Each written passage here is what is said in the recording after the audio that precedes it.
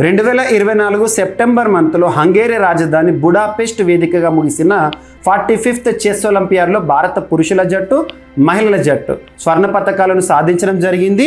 45th chess olympiad విశేషాలను పరిశీలిస్తే organise చేసిన వారు ఫెడరేషన్ ఇంటర్నేషనల్ డెస్ ఈ చెస్.